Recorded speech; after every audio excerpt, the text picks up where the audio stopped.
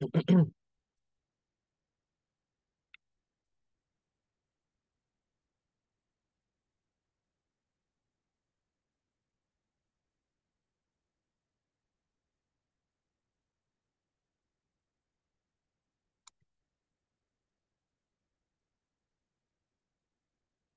sudah muncul?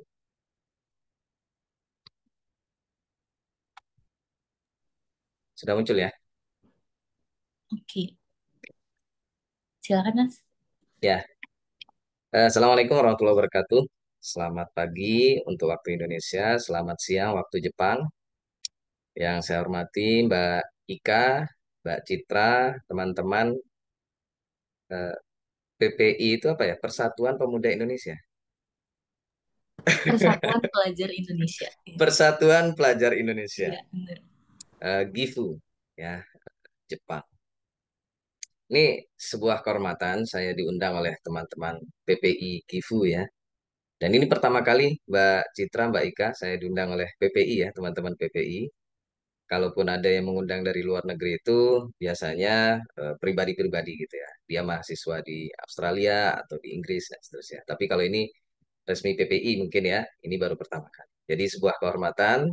Terima kasih Mbak Ika yang terutama sudah mungkin kayaknya Mbak Ika ini sebagai dalangnya yang merekomendasikan saya untuk mengisi webinar teman-teman ini. Tapi saya kira mudah-mudahan bermanfaat nanti ya informasi yang saya sampaikan, ilmu yang saya sampaikan. Dan apa ya, saya sebenarnya sangat bangga dengan teman-teman Mbak Ika, Mbak Citra ya. Teman-teman yang kuliah di luar negeri itu kan, ya ini saya rasa seluruh audien ini setuju ya. Mahasiswa ataupun pemuda-pemudi yang kuliah di luar negeri kan orang-orang yang luar biasa. Ya, jadi kalau bahasa kita itu orang-orang pilihan. Wah, gitu ya. Nah, jadi saya sangat terhormat ya, sangat bangga ya dengan teman-teman semuanya. Dan mudah-mudahan nanti eh, s- kalau saya sih mungkin kalau mau dibilang eh, bolehlah, saya nggak tahu ya. Mungkin ada yang seumuran dengan saya atau saya mungkin lebih tua dan seterusnya. Saya berharap teman-teman nanti berkontribusi ya, yang sebaik-baiknya kepada bangsa kita nanti setelah lulus atau mungkin sejak sekarang ini. Nah, terutama kalau saya apa ya, ingin membahas mahasiswa Indonesia yang kuliah di luar negeri itu, bayangan saya cuma satu, Pak Habibie. Jadi teman-teman nanti kalau Mbak Ika, Mbak Citra nanti jadi Habibah ya. Habibie kan laki-laki ya. Mudah-mudahan nanti ya. Penerus Pak Habibie dan apa pemimpin-pemimpin Indonesia masa depan nanti. Ya itu yang pertama. Yang yang kedua ya alhamdulillah ya saya diberi kesehatan dan juga apa namanya waktu dan ini ya untuk bisa bertemu dengan teman-teman semuanya. Saya kira banyak yang dari Indonesia ya. Dan ini nanti saya mudah-mudahan bukan awal dan akhir ya, tapi nanti berlanjut. Mudah-mudahan nanti yang lagi di Indonesia saat ini akan mengikuti jejak ini mbak-mbak ini ya, teman-teman yang sudah ada di Jepang. Kalau mau ke Jepang boleh gitu, atau kemanapun, ke Amerika, ke Australia. Saya rasa perlu itu ya. Jangan kuliah di Indonesia saja. Kecuali Anda mau jadi presiden. Nah, kalau jadi presiden kuliah di Indonesia aja. Tapi kalau mau jadi menteri, ya, coba keluar negeri ya. Nah, gitu kira-kira. Maaf ya, itu humor sebenarnya. Oke, eh, sesuai kesepakatan kita ya Mbak Ika. Jadi kita akan membahas ini jurnal atau riset ya. Sebenarnya awalnya dari riset ya atau penelitian. Saya kira ini Mbak Ika, Mbak Citra juga PhD ya S3. Dan Jepang ini sebenarnya termasuk pionir ya di bidang risetnya.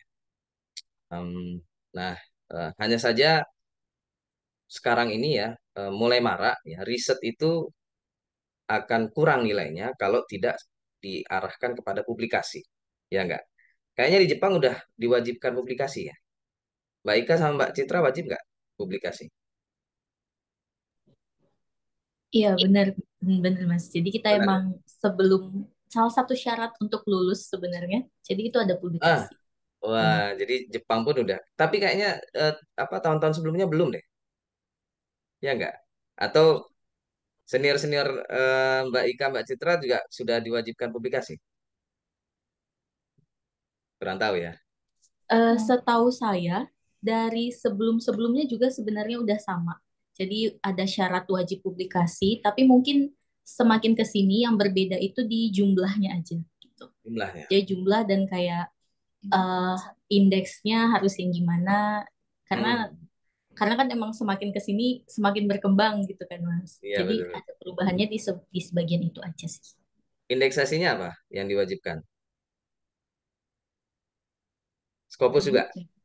Scopus Scopus ya, ya. Scopus mungkin kalau sesi di sini biasanya pengennya sih Q1 ya, Oke. Q1 atau Q2 dan beberapa hmm, fakultas atau sekolah ini mewajibkan untuk memiliki impact factor di atas 1,5 untuk Tinggi setiap banget ya. jurnal.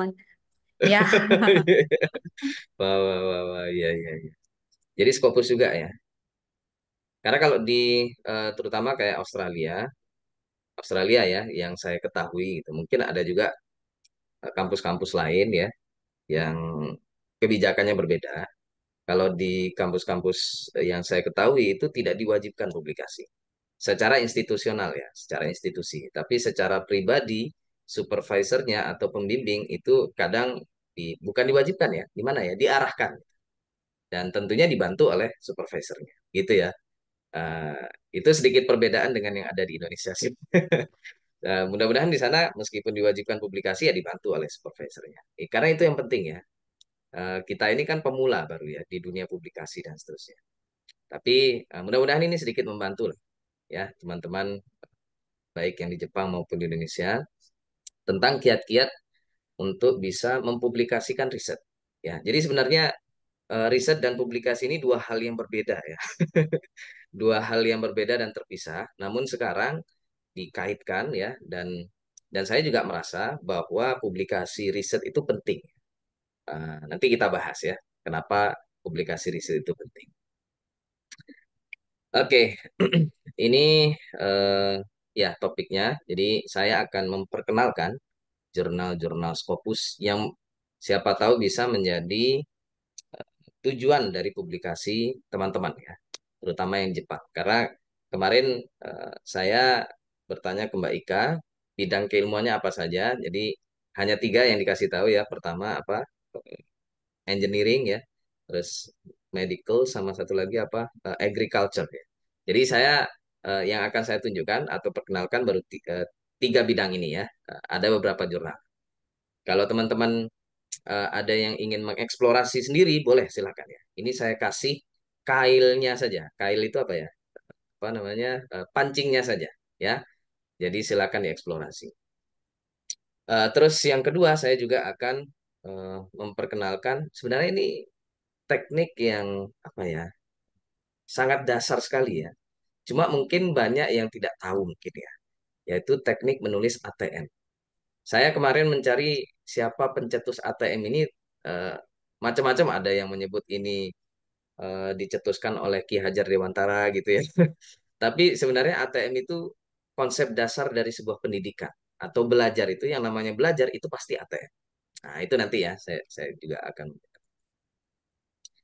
Oke, perkenalan saya kira sudah dikenalkan oleh Mbak Ika maupun Mbak Citra ya. Saya juga akan memperkenalkan ini adalah kurikulum yang saya dan teman-teman di iRecall. iRecall itu merupakan komunitas ya ataupun organisasi yang kebetulan saya apa pimpin ya. Nah, kami di situ membuat sebuah kurikulum bagi apa ini namanya pendidikan profesi peneliti ya. Jadi untuk semua bidang keilmuan gitu. Terus yang ketiga saya juga akan memperkenalkan jurnal-jurnal internasional bereputasi. Ini istilah ini kayaknya istilah di Indonesia ya. Saya nggak tahu di luar negeri apa juga disebut seperti itu. Yang pasti jurnal-jurnal yang bergengsi, berkualitas dan bergengsi, terutama yang menjadi rujukan para ilmuwan di seluruh dunia. Itu nanti ya. Dan yang terakhir teknik menulis ATM. Oke, perkenalan saya kira sudah diperkenalkan. Saya juga mengelola beberapa lembaga. Yang pertama ICSSR, Indonesian Center for Social Science Research ya. Jadi terutama untuk bidang-bidang keilmuan sosial. Ya, ini kalau dibilang spesialisasinya itu di bidang ilmu sosial. Ya. Lebih spesifik lagi ya di bidang pendidikan. Lebih spesifik lagi pendidikan bahasa. Bahasanya bahasa Inggris, begitu ya. Tapi untuk seluruh bidang keilmuan sosial itu insya Allah karena semuanya masih ini ya bergesekan ya semuanya. Nanti akan saya tunjukkan hal-hal menarik ya untuk bidang engineering, bidang agriculture. Saya pun bisa untuk membahas itu. Menulis artikel tentang itu juga bisa. Kenapa nanti saya bahas. Terus juga kebetulan saya sedang merintis sekolah riset saya sendiri gitu ya. Ini belum kemarin lihat-lihat ruko ya, tapi ternyata belum fix ya di daerah saya sini. Tapi nantilah, mudah-mudahan ini betul-betul terwujud ya. Biar nggak kalah dengan siapa yang punya ruang guru itu ya.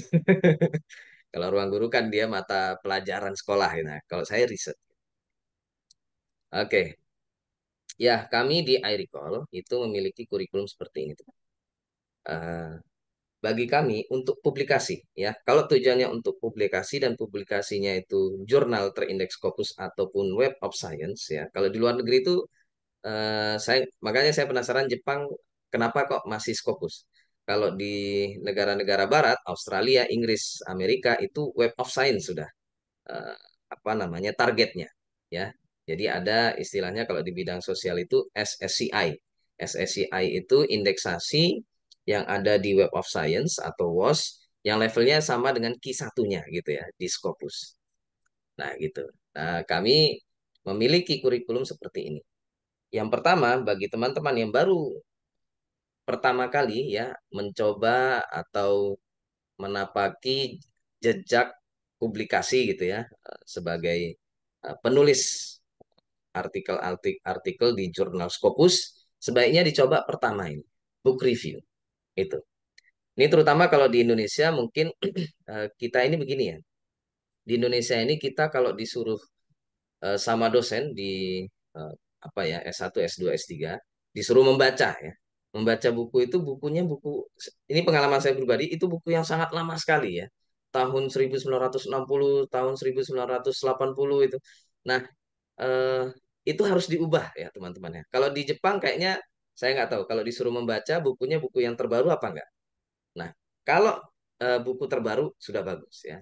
Di Indonesia harus dimarakkan. Jadi membaca referensi ataupun buku, usahakanlah buku-buku yang terbaru ya, terutama yang berkaitan dengan keilmuan kita ya, riset-riset juga dan juga bidang keilmuan. Kalau kita ini contoh saya tentang pendidikan bahasa Inggris sebagai dosen, saya akan mengarahkan teman-teman baca buku pendidikan bahasa Inggris tahun terbitan 2024. Saya begitu nanti. Ya, gitu ya. Nah, book review itu tujuannya itu untuk mendobrak kebiasaan literasi kita yang masih tradisional, yang masih merujuk kepada buku-buku terbitan lama. Nah, itu pertama. Terus yang kedua, juga melatih membaca, gitu ya. Terutama kalau Scopus ini kan bahasa Inggris ya. Maka kita harus membiasakan membaca buku-buku ataupun referensi dalam bahasa Inggris. Itu ya. Dan yang terakhir ya tentu biar kita bisa memiliki publikasi di jurnal-jurnal Scopus ya. Book review itu sangat mudah sekali ya. Itu yang pertama. Terus juga jumlah halaman di book review nggak terlalu banyak ya. Itu kami di Ericol seperti itu. Nanti kalau sudah terbiasa dengan book review, sudah literasinya sudah bagus dan satu lagi ya kritisismenya. Kita kalau di riset terutama saya nggak tahu di bidang eksak ya teknik dan seterusnya. Tapi kalau di ilmu sosial itu harus ada aspek kritisnya. Itu penting sekali teman-teman. Di luar negeri itu yang kita yang diasah ya kritisismenya. Nah di book review itu kita dilatih kritisisme kita.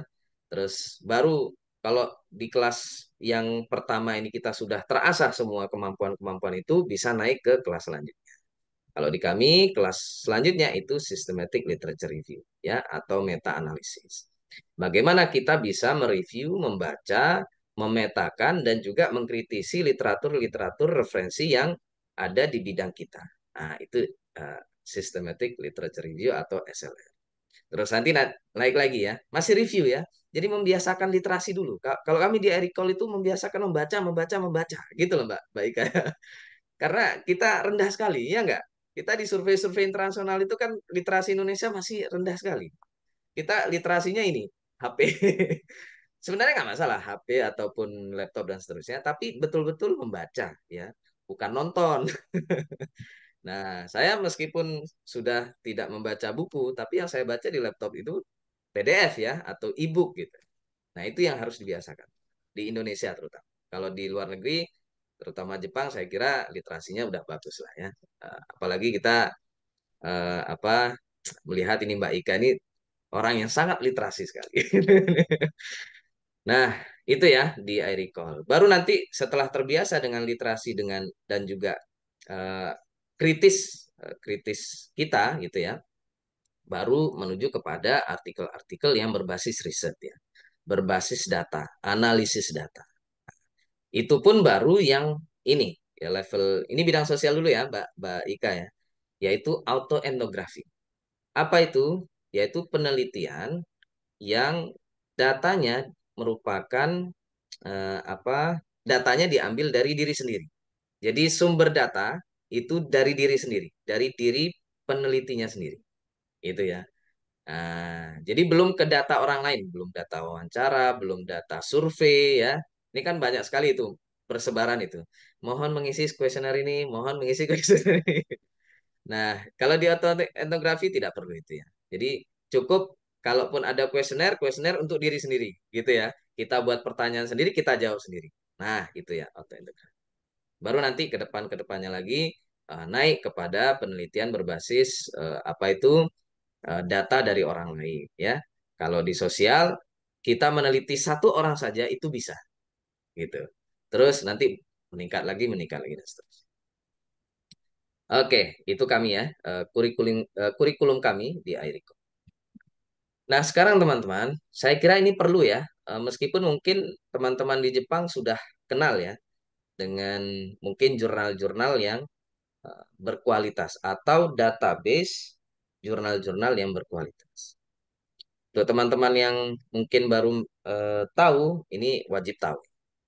Kalau Anda ingin membaca jurnal berkualitas, ya, baik untuk dijadikan referensi maupun dijadikan target untuk publikasi, ini ya, ini yang pertama. Sementara jadikan database ataupun penerbit-penerbit ini, ya, penerbit-penerbit jurnal ini menjadi pilihan yang pertama, ya. Ada 8 kira-kira. Ini saya kira kalau terbiasa Anda akan hafal. Yang pertama, kalau saya ya dan kayaknya seluruh peneliti di dunia itu menjadikan penerbit ini ya penerbit jurnal-jurnal yang ada di sini ya di penerbit ini itu menjadi tujuan yang paling utama yaitu Taylor and Francis. Gitu. Mbak Ika ada nggak diperkenalkan ini tentang Taylor and Francis, Wiley, Springer? Ada ya? Ya, ada Pak. Ada ya, wajib itu ya. Kami di Indonesia terlambat sebenarnya. Ya, saya pun ketika S3 baru mengenal ya penerbit dari jurnal-jurnal berkualitas ini. Taylor and Francis, Wiley, ya, Springer, Sage, Oxford Academic, Cambridge Core, Science Direct, Emerald. Ini merupakan penerbit-penerbit ternama ya yang menerbitkan jurnal-jurnal berkualitas. Para pakar-pakar dunia ada di sini. Oke, jadi sebelum ke jurnal-jurnal yang lain, ya, jurnal-jurnal itu ya ada yang diterbitkan oleh penerbit ternama seperti ini, ada juga yang diterbitkan oleh kampus. Ya, ada ya. Ini dulu Oxford Academic itu jurnal atau apa ya istilahnya ya, eh, penerbit yang dimiliki oleh Oxford University, Inggris. Ya, dulu dulu ini perusahaan yang dimiliki oleh kampus Oxford ya. Cambridge Core itu sebelumnya Cambridge University Press ya. Jadi miliknya University of Cambridge gitu ya. Nah, tapi uh, setelah apa ya? Banyak hal mereka berkembang menjadi perusahaan tersendiri ya. Akhirnya berubah Oxford Academic dan Cambridge Core. Nah, ini luar biasa ya karena mereka kan punya nama yang cukup ini ya, besar ya di seluruh dunia. Nah, eh ya selain jurnal yang diterbitkan oleh kampus, ada juga jurnal yang diterbitkan oleh organisasi. Seperti kami di Ericol menerbitkan jurnal sendiri. Oke, hanya saja saya dan juga kami di Ericol itu tidak menyarankan tiga ini ya, Kojen, Prosidia, Helios. Nah, pernah dengar nggak teman-teman? Ada sebenarnya ada selain ini ya, belum saya masukkan, ada namanya Nature. Pernah dengar Nature nggak? Nature, terus apa? MDPI, MDPI, terus apa lagi ya? Springer Open itu juga termasuk ya. Jangan, tidak saya sarankan. Karena sistem apa ya, mekanisme reviewnya masih kurang bagus ya. Jadi banyak sekali kalau Anda melihat artikel-artikel yang diterbitkan oleh ini ya, jurnal Cogent, Procedia, Helion, itu aduh amburadul ya tulisannya. Bahasa Inggrisnya amburadul, terus datanya amburadul, metodenya nggak jelas dan seterusnya ya. Karena mereka kalau Cogent ini jelas banget ya, kalau Anda sering submit artikel di Taylor and Francis dan artikel Anda itu di reject, biasanya kita dikirimi email oleh Taylor and Francis kalau Anda bersedia, silahkan artikel Anda dimasukkan atau ditransfer ke Kojen. Itu ya, itu sering itu. Kenapa? Karena Kojen itu, ini bahasa saya ya, jurnal buangan. Buangan itu maksudnya artikel yang di-reject oleh jurnal-jurnal yang lain ya, yang apa mekanisme reviewnya sangat ketat, itu dilempar ke Kojen biasa. Dan kenapa? Ya, karena mereka ini kan perusahaan ya, teman-teman. Perusahaan ya tujuannya orientasinya untung atau mencari uang. Makanya ketika ada artikel yang tidak berhasil terbit di jurnal-jurnal yang biasa, yang gratis-gratis itu, nah ini disediakan tempat untuk publikasi apa di Kojen ya, tapi berbayar. Nggak main-main ya. Kayak kalau nggak salah 16.000 dolar ya. 16.000 itu kalau nggak salah 30 juta. Ya, 1.600 apa, sorry, 1.600 dolar. 16.000 mah mahal banget itu. Ya, oke. eh ini penampakannya bagi yang baru tahu ya. Silakan nanti dieksplorasi sendiri. Ini silakan dicari jurnal-jurnal di bidang Anda ya, masih ada Jurang banyak. aja, asal tetap diprioritaskan. Oke. eh ya, kalau tentang ranking dan indeksasi jurnal, tadi juga sudah saya singgung sedikit. Ada namanya Scopus ya. Dia ada websitenya sendiri, Scopus. Tapi ada juga, saya nggak tahu apa hubungan Simago dengan Scopus, tapi websitenya berbeda ya. Jadi saya lebih sering pakai Simago ya untuk melihat apa indeksasi Scopus dari sebuah jurnal. Terus yang kedua ada website. Ya ini tampilannya. Website. Oke. Sekarang kalau ada yang mau ditanyakan boleh. Gimana Mbak Citra? Mau menjawab pertanyaan dulu atau kita lanjut? Ini tadi Mbak Citra bilang ya, apa CV saya aja udah panjang. Nah ini termasuk ternyata nggak terasa PowerPoint saya ini ada 50 halaman. Jadi mungkin kita break-break dulu gitu ya kalau ada Oh, pertanyaan. iya siap, Pak. Jadi boleh sih Pak sekalian langsung kita jawab aja pertanyaan yang pertama. Oke, Gimana gimana Mas? boleh, Oke boleh. aja ya. Jadi ada nih teman kita yang bertanya dari Mbak Sofa. Izin bertanya, jika saya mengirimkan artikel ke beberapa jurnal, apakah aman jika mengirim ke publisher yang sama? Apakah terdeteksi oleh si publisher? Gimana, Mas? Oke, Jawabannya? ini menarik ini ya. Langsung saya jawab atau gimana Mbak Iya, Citra? boleh, boleh. Boleh ya. Silakan. eh jadi mengirim artikel ke beberapa jurnal. Ya, oke. Dan publishernya sama. Oke, mungkin maksudnya contoh seperti apa artikel yang sama dikirim ke beberapa jurnal yang ada di Taylor and Francis mungkin ya contohnya ya. Kalau saya ini pribadi Mbak Sofa ya, ini pribadi saya dan kayaknya beberapa dosen ataupun teman-teman peneliti atau penulis jurnal Scopus itu ada yang kurang setuju ya. Itu silakan, nggak apa-apa. Kalau saya secara pribadi silahkan, Mbak. Ya, silakan mengirimkan. Karena saya sendiri seperti itu ya. Saya menulis satu artikel, Mbak Citra, Mbak Ika, itu saya submit ke beberapa jurnal.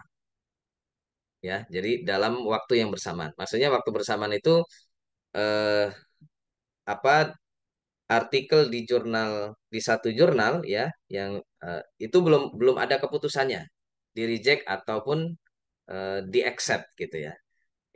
Itu jadi tapi belum ada keputusan tapi tetap saya langsung submit ke jurnal yang lain. Saya sering seperti itu Mbak Citra, Mbak Ika, dan juga Mbak Sofa. Kenapa? Karena begini, eh memang itu sebenarnya ini ya, di garis bawah ya teman-teman ya, itu sebenarnya melanggar etika penulis sebenarnya. Mbak Citra ya, Mbak Ika ya.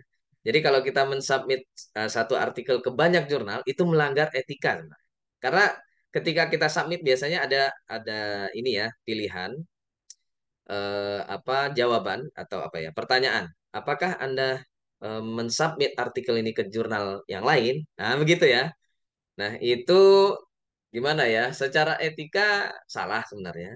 Tapi secara saya menggunakan kacamata bukan menggunakan kacamata etika ya, tapi kacamata belajar. Nah, ini ya. Yang namanya orang belajar kan nggak masalah. Maksudnya berbuat salah itu bagi orang yang masih belajar itu tidak masalah. Nah, gitu ya. Jadi kacamata yang saya gunakan berbeda. Kalau Anda menggunakan kacamata etika itu tidak etis. Nah, gitu ya, Mbak Sofa ya. Tapi kita menggunakan kacamata belajar, maka ya meskipun tidak etis tidak masalah. Dan mungkin ada istilahnya kita berbohong jadinya ya.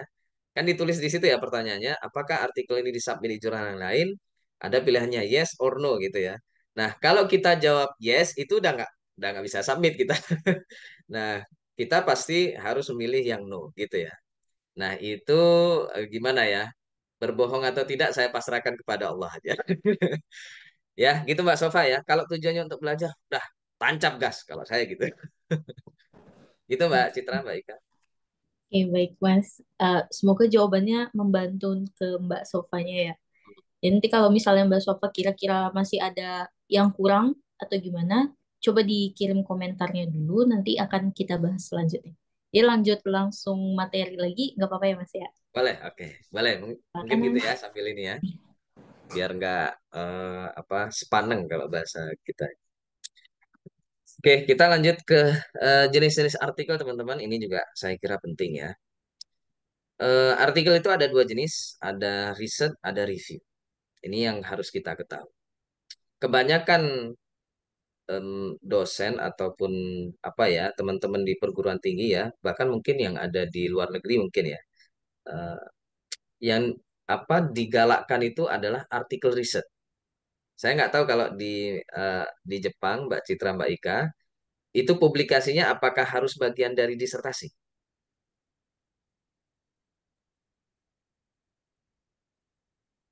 Harus nggak bagian dari disertasi? Untuk sejauh ini sih kita harus mempublikasikan disertasi kita sih Pak gitu. Nah, Mungkin jika memang kepepet gitu kayak kita harus publikasi 2 jurnal, sedangkan disertasi kita inginnya pengen 1 jurnal tapi masuk Scopus I1 misalnya. nah, Nah, untuk paper lainnya bisa kami gunakan review artikel. oke, ya. Ya sebenarnya nggak bukan masalah review dengan riset bukan. Karena kalau di Indonesia ya terutama di kampus saya yang lama ya itu eh, harus bagian dari disertasi. Yang dimaksud bagian dari disertasi itu kan eh, maknanya bisa macam-macam ya. Apakah yang dimaksud itu bagian dari bab empatnya ya? Artinya apa? Bagian dari hasil risetnya atau bagian ya yang mana aja? Yang penting masih ada eh, masih merupakan bagian dari disertasi ataupun tesis. Nah, kalau memang bahasanya adalah bagian dari disertasi atau tesis, kan maknanya contoh begini ya. Review artikel itu kan banyak macamnya nanti ya. Eh, Nih coba saya tunjukkan dulu ya. Untuk artikel riset teman-teman, itu diantaranya yang kita pahami adalah regular long research article. Ya artinya eh, artikel itu standarnya kalau yang reguler itu kan kalau nggak salah ya 6.000 sampai 8.000 kata gitu ya, 6.000 sampai 8.000 kata. Jadi itu agak memang panjang ya. Nanti ada pendahuluan, ada metode, ada apa ini namanya kajian pustaka ya atau literature review, terus nanti ada data analysis dan seterusnya ya. Terus ini juga jarang sekali diketahui ada namanya artikel pendek. Artikel pendek itu biasanya atau brief report ya, itu 4.000 ke bawah, 4.000 kata ke bawah ya. Nanti beberapa jurnal ada yang apa menerima artikel jenis ini ya. 4.000 kata itu berapa halaman? Kayaknya nggak 5 halaman gitu lah. Terus ada juga ini research in progress article. Ini sangat spesifik sekali. Ini cuma ada di jurnal satu jurnal ya, namanya Journal of Education for Teaching (JET) ya. Ini kebetulan pendidikan Mbak Ika, Mbak Citra ya. Nah, ini artikel riset ya. Jadi kita membahas penelitian ataupun data penelitian yang ada di penelitian kita, tapi ditulis di dalam bentuk research in progress ataupun research in practice. Itu jumlah katanya, ini ya, siap-siap ya, itu cuma 1.000 kata. 1.000 kata itu 1 sampai 2 halaman. Nah ini artikel riset loh ini, ya. Tapi tentunya berbeda dengan artikel yang panjang ya.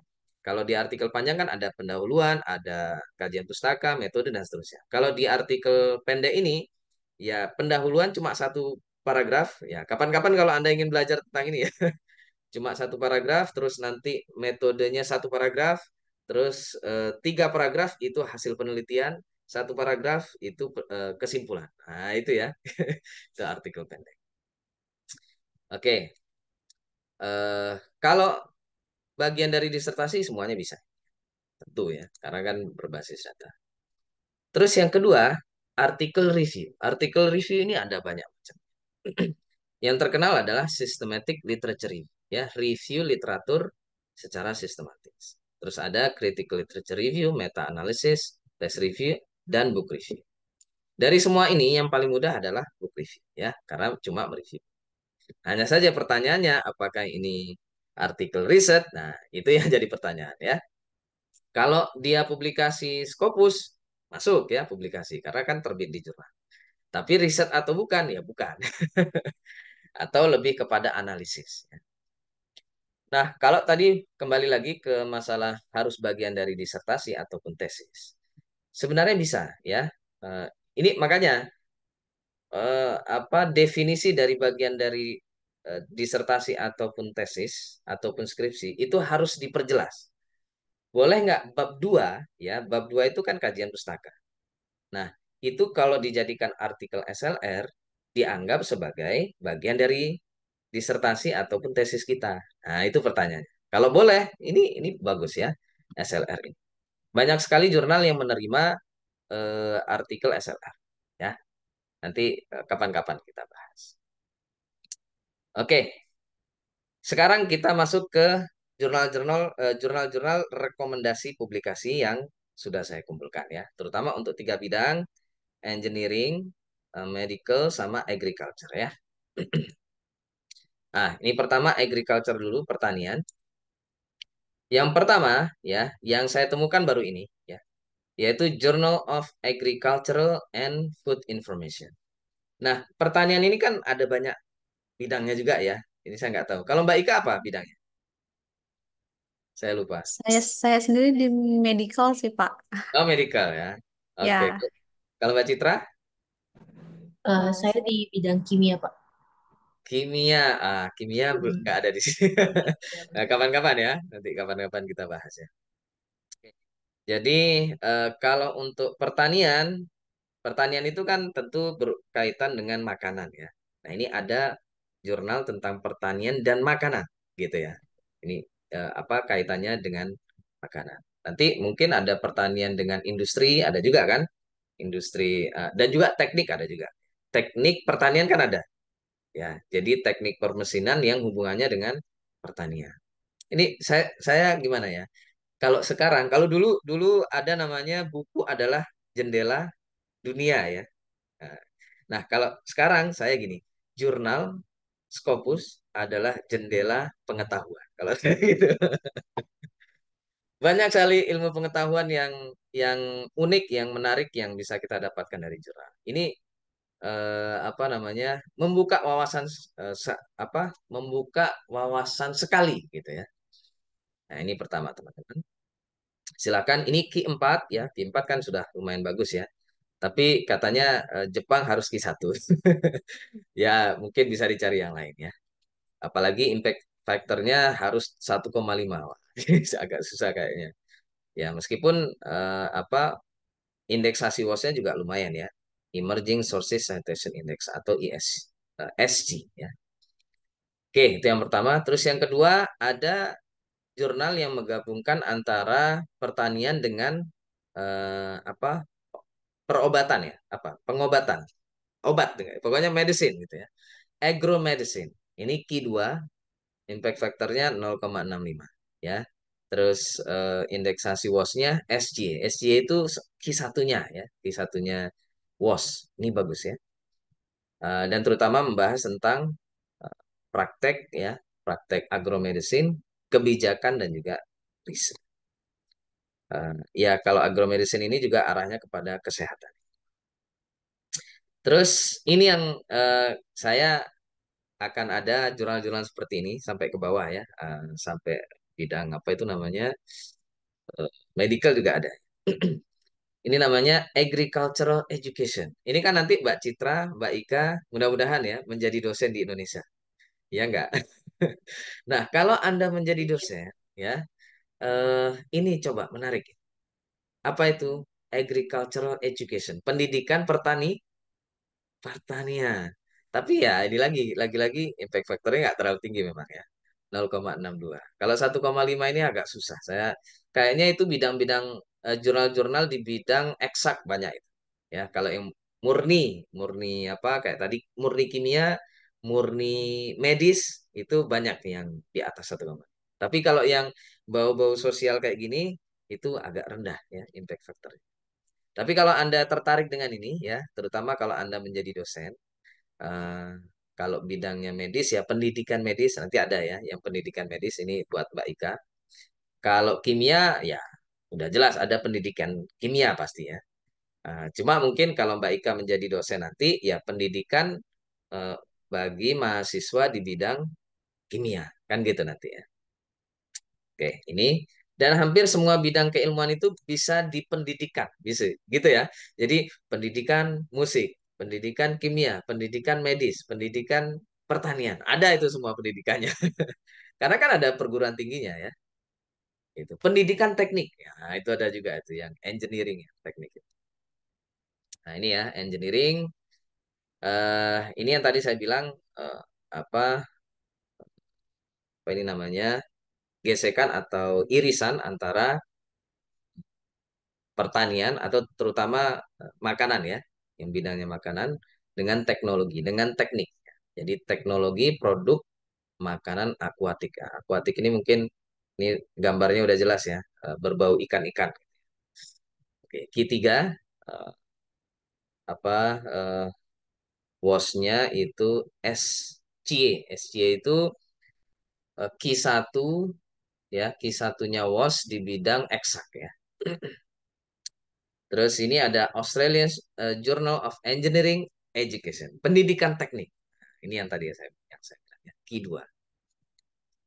Oke, untuk medical ada ini. Medisnya saya nggak tahu Mbak Ika di medis apa ya. Jadi medis itu ada banyak juga kan. Nah ini bidangnya adalah drug and alcohol ya. Jadi alkohol dan obat-obatan, terutama yang arahnya ke penyalahgunaan ya, abuse. Nah ini ada jurnalnya Q2. Terus ininya apa WOS-nya SG. Nah, ini yang tadi saya bilang Mbak Ika ya. Ini kurang sedikit lagi nih 1,5. 1,38. Jurnal Medical Teacher ya. Guru medis.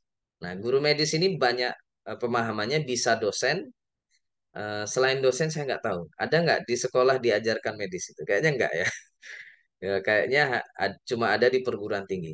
ini bagus nih ya kalau Anda mau. Eh, dan yang bisa menulis kayaknya cuma dosen ya. Jadi guru ataupun dosen di prodi medis. Medis itu ya bisa kedokteran, bisa apa ya? Ya saya nggak tahu Mbak Ika di medis apa ya. Itu bisa mungkin ya dibahas. Mungkin kesehatan masyarakat ya, kesehatan masyarakat eh, itu bisa masuk ke medical teacher. Ini Q1 SG. Itu ya kira-kira ya tentang apa rekomendasi dari saya jurnal-jurnal Scopus.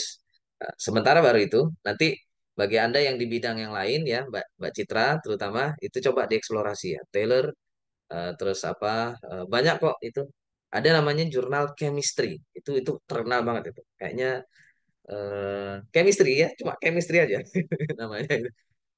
Nanti coba dicek ya. Mungkin itu kita eh, break sama melihat pertanyaan-pertanyaan Mbak Citra sebelum kita membahas teknik ATM.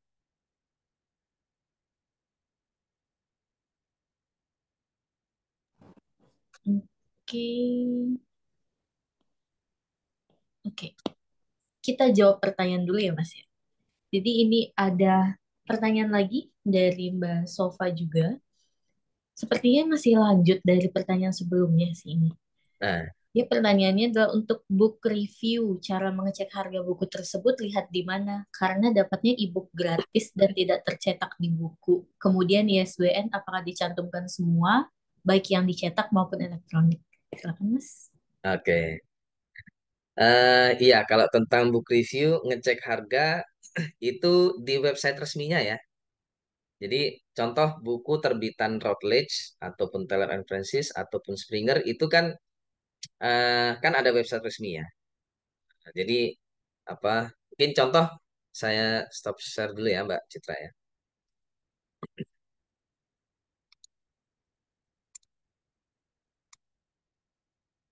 Ya, sudah kelihatan belum?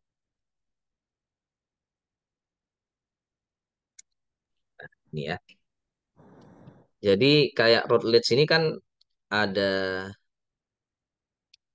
websitenya ya. Routledge itu anak perusahaan dari Taylor and Francis, teman-teman. Nah, ini ya, Taylor and Francis, Routledge. Nah, ini situs resminya Routledge. Di sini lengkap dengan harga-harganya ya. Mungkin tentang apa? Coba kita lihat chemistry ya. Kalau di Libgen ya, saya tahu maksudnya buku-buku gratis itu kan kita dapatnya dari Libgen ya. Nah, di situ tidak ada keterangan harga-harga ya. Tapi kalau di situs resminya seperti Routledge ini eh, ada. Bentar ya.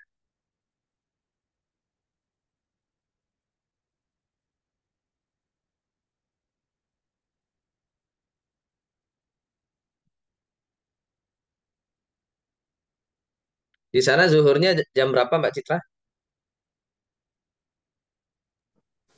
Kebetulan di sini zuhurnya udah lewat sekitaran sejam yang lalu sih, Pak. Jadi Oh, sebelum kita mulai, ah, kebetulan ah, udah zuhur. Gitu, Mas. oke, oke, oke. Udah sholat ya? Ya, ini ya. Jadi harganya sudah tertera di sini. Pound sterling karena nanti kalau mau diganti dengan US dollar ada apa ini tombolnya di sini ya. Gitu Mbak Sofa. Masih Mbak Sofa yang bertanya. Oke, Ya. terima kasih Mas Yanda. Jadi begitu ya jawabannya Mbak Sofa. Kalau misalnya memang masih ada yang belum jelas atau gimana, boleh di komentar sembari eh, Mas Fik, Mas ininya Mas Fikriandanya ngasih materi. Lalu kita lanjut dulu nih Mas ke pertanyaan yang kedua karena masih membahas tentang book review. Kebetulan kita tadi habis bahas tentang review juga gitu. Ya. Ini langsung aja dari Pak Rama. Saya penasaran ya, kenapa artikel book review yang sudah dipublish di jurnal tidak masuk ke indeksasi Scopus? Oh iya. Sudah ada lagi? Apakah dari jurnalnya yang tidak mengindeks atau Scopusnya yang memang membatasi indeks dari artikel tersebut? Gimana, Ya. Mas? Oke. Oke, ya terima kasih. Ini eh, Pak Rama ya, Pak atau Mas deh ya. Ini kebetulan salah satu pembicara juga di iRecall ya. eh Book review itu gini, Mas Rama. Eh, atau gini deh, Scopus ya. Secara kinerja Scopus ataupun WOS indeksasi itu kan berbasis ini ya, apa namanya, sitasi ya. Paham ya, sitasi ya, atau kutipan. Jadi eh, karena berbasis sitasi, artinya artikel kita itu harus punya potensi eh, bisa disitasi atau dijadikan referensi oleh artikel lain, gitu ya. Nah, itu cara kerja dari indeksasi. Makanya book review tidak bisa mendapatkan atau tidak masuk ke dalam ID Scopus ya. Itu jadi yang paling yang betul bukan tidak masuk Scopus, tapi tidak masuk atau tidak bisa dimasukkan ke dalam ID Scopus. Karena memang tidak bisa disitasi ya. Book review tidak bisa disitasi. Karena kan dia bukan bukan apa riset ya, bukan hasil riset. Lebih kepada sebenarnya book review itu semacam endorse buku sebenarnya. Gitu sih Mas Rama ya. Dan juga Scopus itu sudah membuat pernyataan publik ya bahwa book review tidak masuk ke dalam ID Scopus. Itu sih ya. Jadi cuma eh, untuk apa ID WOS atau Web of Science book review masuk ya. Itu saya nggak tahu antara Scopus dengan Web of Science kenapa berbeda ya. Jadi saya pribadi apa book review itu masuk ke apa WOS saya. Itu banyak sekali ya. Kalau Scopus ya book review nggak masuk. Cuma satu yang masuk ya. Nggak tahu kenapa kok ada satu book review saya yang masuk ke dalam ID Scopus. Itu sih Mas. Apa Mas Rama ya. Oke, terima kasih atas jawabannya, Mas. Jadi Ya. nanti kalau misalnya Pak Pak Rama, Mas Rama, Pak, Mas Rama kali ya. Mas Rama ada yang masih ingin ditanyain lagi, silahkan. Ya. Oke, kayaknya kita lanjut materi berikutnya dulu, baru Oke. kita bahas pertanyaan dari teman-teman yang udah masuk di sini ya. Jadi Oke. teman-teman ingin mengingatkan aja, karena sepertinya nih, Mas Fikrianda memberikan materi kita cukup lengkap, jadi agak banyak gitu. Jadi saya khawatir kalau teman-teman diberikan waktu untuk bertanya di akhir, nanti lupa mau nanya apa gitu. Saat Mas Wirianda ngasih materi, boleh langsung dikasih pertanyaannya aja. Ya, betul. Jadi nanti habis satu sesi pembahasan, kita akan langsung bertanya jawab. Gitu aja boleh ya Mas ya? Ya, boleh, boleh. Oke. Dilanjutkan dulu materinya apa Mas? Silakan Oke, Mas. dilanjut ya. Sedikit lagi. Ada 12 lagi, tapi nanti apa saya cepatin.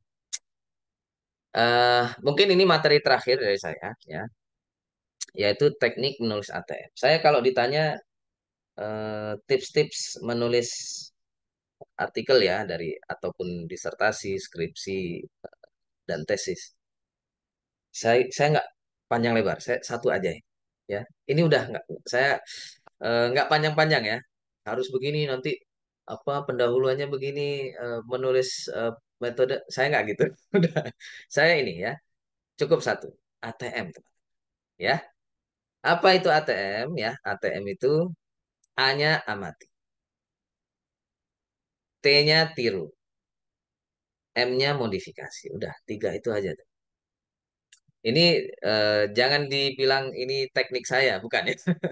Saya nggak perlu apa disebut sebagai pencetus ATM. Ini ATM ini konsep dasar dari belajar ya. Anak kecil itu dia bisa ngomong itu kira-kira step-stepnya gitu. Ngomong apa ya, mama gitu atau ibu gitu ya. Kalau Anda perhatikan, ini kalau Anda, saya nggak tahu Mbak Ika atau Mbak Citra sudah punya anak ya. Tapi saya kebetulan sudah punya anak ya.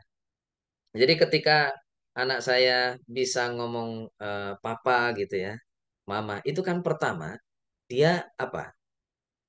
Mengamati, observe gitu. Ya enggak? Dia kan melihat dulu, melihat dan juga termasuk mengamati itu karena ini sifatnya audio ya, audio, maka dia juga termasuk mendengarkan ya, mengamati dan juga mendengar. Tapi kan sambil melihat bibir kita kan, mengucapkan mama, papa itu bagaimana lidahnya, apa bibirnya. Ya enggak? Nah, itu konsep dasar dari belajar. Itu pertama mengamati. Nah, yang kedua, nah ini sudah fase apa namanya beraksi gitu ya, atau mempraktekkan. Apa ini di mana-mana namanya belajar pasti setelah mengamati caranya begini, caranya begitu pasti apa? Meni Meniru gitu loh, tiru. Makanya ini saya nggak tahu ya kenapa di mana-mana itu selalu digaungkan jangan plagiat, jangan plagiarisme, jangan plagiat. Ah, namanya orang belajar kan pasti plagiat, iya nggak? Pasti plagiat itu. Dah, yang pertama apa tahap kedua namanya orang belajar setelah mengamati itu pasti plagiat, meniru. Nah, gitu ya. Jadi ketika Anda melakukan meniru ya dalam belajar ya, ini konsep belajar maksudnya, bukan karya. Karya itu nggak boleh diplagiat ya. Karya, produk itu nggak boleh diplagiat ataupun apa namanya, karena ada hak cipta. Tapi kalau belajar, ya yang namanya belajar pasti ada tahapan meniru ya. Itu yang kedua. Nah, agar tidak kena pasal apa ini namanya copyright ataupun hak cipta. Nah, ini yang ketiga ya, yang penting. Apa itu? Modifikasi. Gitu teman-teman ya. Itu yang menunjukkan ciri khas dari kita gitu. Tapi eh, ya apa ya? Pertama ya sebelum memodifikasi ataupun terakhir ada yang keempat teman-teman ya. Atau bisa masuk ke dalam modifikasi juga ya, yaitu apa? Inovasi. Inovasi itu sebelum sebelum ada inovasi itu kan kita meniru dulu ya, meniru. Nah, nanti baru ada inovasi. Itu teman-teman ya. Jadi filsafat ATM itu seperti itu. Amati, tiru, modifikasi. Nah, kenapa ini penting ya? Kenapa harus mengamati dan meniru? Karena bagaimana kita bisa menulis yang berkualitas kalau kita tidak melihat atau meniru tulisan yang sudah berkualitas. Kan gitu kan? Kita kan ingin membuat tulisan yang berkualitas kan? Dan juga bisa terbit di Scopus. Iya enggak? Nah, ya untuk bisa mencapai itu kan kita harus melihat dulu tulisan-tulisan yang sudah terbit itu seperti apa. Nah, itu ya. eh, apa teknik dari saya sih seperti itu ya. Jadi diamati. Setelah diamati, dipetakan. Oh, cara menulisnya begini. Pendahuluannya itu harus ada apa namanya isunya apa gitu ya. Terus gap penelitiannya apa? Yang apa ini namanya gap penelitian itu ya hal yang ingin diisi gitu ya. Jadi gap itu bahasa Indonesia apa ya? Ya gap ya. Jadi celah gitu ya. Jadi apa sih? Bukan yang belum diteliti, bukan, tapi sesuatu yang ingin kamu isi dari rangkaian penelitian di bidang itu atau di topik itu apa gitu ya. Contoh ya, contoh kalau tentang gap itu saya ya, bidang saya kan tentang pendidikan calon guru bahasa Inggris gitu ya. Nah, penelitian-penelitian tentang pendidikan calon guru bahasa Inggris yang ada di seluruh dunia itu apa saja. Nah, ini yang disebut mengamati ya. Dan termasuk di situ di dalamnya adalah dikutip ya, dijadikan apa sitasi ini penelitian ini. Kan gitu ya. Nanti kita list. Oh, penelitian tentang pendidikan calon guru bahasa Inggris di Amerika itu dilakukan di apa program-program TESOL semuanya gitu ya. Terus kalau di apa di Inggris juga sama ya TESOL juga. Nah, kalau di Indonesia itu adalah pendidikan calon guru ya yang nanti akan dikerjakan atau ditaruh di sekolah-sekolah di mana sekolah-sekolah itu mewajibkan bahasa Inggris. Nah, kayak gitu-gitu ya. Nah, jadi urut-urutan tentang gap itu seperti itu. Bukan tidak ada hal yang baru, teman-teman. Ini perlu juga digarisbawahi. Yang namanya hal baru itu nggak ada, ya. Yang ada adalah kita mengisi, gitu ya, mengisi atau melanjutkan penelitian-penelitian yang terdahulu atau yang sudah ada. Itu ya. Jadi itu sih tips dari saya ya atau ATM. Nanti apa yang kita tiru? Kalau Anda bidangnya tentang saya ini terutama bidang sosial ya, Mbak Ika, Mbak Citra ya. Kalau di bidang eksak mungkin apa ya semuanya memang betul-betul harus baru ya. Tentang mungkin kalau kimia itu saya nggak tahu kimia apa dulu. Kalau obat-obatan ya, obatan mungkin membuat obat obat mabuk gitu ya yang belum pernah ada sebelumnya. Nah, ini betul-betul baru. Kalau eksak. Teknologi apa teknik juga mungkin begitu. Tapi kan biasanya tetap harus mengikuti step-step yang sudah ada sebelumnya ya. Dan apa yang membedakan obat kamu dengan obat mabuk yang sebelumnya gitu ya. Dengan antimo mungkin begitu ya. Apa bedanya? Nah, nah kalau di sosial itu nanti eh, apa teori sama dengan penelitian-penelitian sebelumnya itu nggak masalah ya. Metode apalagi ya, masa metodenya harus betul-betul beda dengan metode di penelitian-penelitian sebelumnya kan susah ya.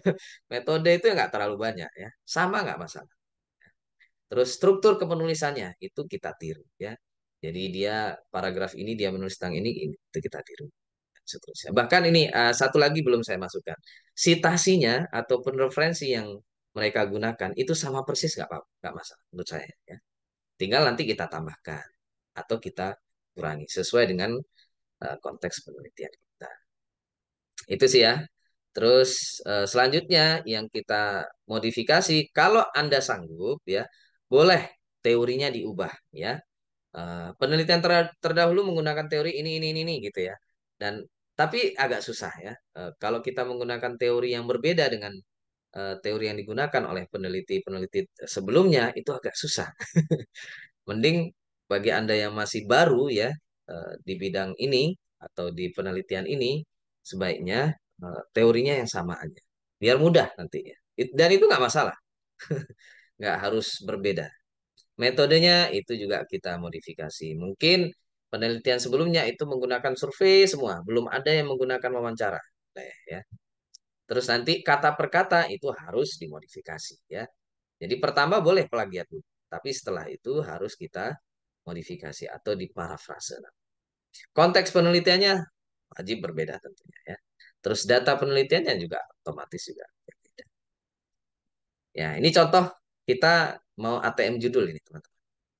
Ini saya ambilkan artikel yang ada di Journal of Agricultural Education. Ini karena kebetulan bidang saya penelitian ya. Jadi sementara pendidikan. Jadi sementara saya ambil yang ini dulu tentang pendidikan pertanian. Judul di sini di artikel ini masih baru sekali ya 2024. How changes to agricultural policy and environmental factors impact the practice of agriculture lectures in further education in England. Penelitian di mana? Di Inggris ya. Nah, penelitian tentang dampak perubahan kebijakan ya, kebijakan pen pertanian. Ya, jadi kan pertanian itu kan juga tidak terlepas dari kebijakan pemerintah ya. Kalau di Indonesia mungkin contohnya kebijakan apa ya, harga-harga eh, ini ya, hasil produk pertanian, mungkin begitu ya. Terus juga faktor-faktor lingkungan ya. Mungkin lingkungan itu seharusnya saat ini itu musim panas, tapi kok ya, tetap ada hujannya. Nah, itu kan juga berpengaruh kepada apa ini namanya pertanian dan juga kebijakan. Ya, dampak ini terhadap nah ini praktek maksudnya praktek pengajaran ya. Dosen-dosen di prodi-prodi pertanian di maksudnya further education itu pendidikan tinggi atau di kampus-kampus di Inggris. Nah, ini kalau kita ATM dalam konteks kita Indonesia kira-kira gimana ya? Nah, ini coba. The impact kalau saya buat begini judulnya. The impact of changes ya, dampak perubahan di kebijakan pertanian dan lingkungan terhadap pendidikan pertanian di Indonesia. Nah, kalau saya begini, ini terutama teman-teman yang di apa ini namanya prodi-prodi pertanian, ini bagus loh. Yang dosen ya terutama ya. Itu sih kira-kira ya teman-teman. Saya kira itu Mbak Citra, Mbak Ika, kita langsung diskusi aja sambil bertanya-tanya. Ini silakan nanti kalau tertarik bisa ikut kelas saya. Itu Mbak Citra. Oke, terima kasih Mas atas pemberian materinya yang sangat lengkap mulai dari jenis-jenis publishernya, lalu contoh-contoh jurnalnya seperti apa, bahkan sampai di halaman pencarian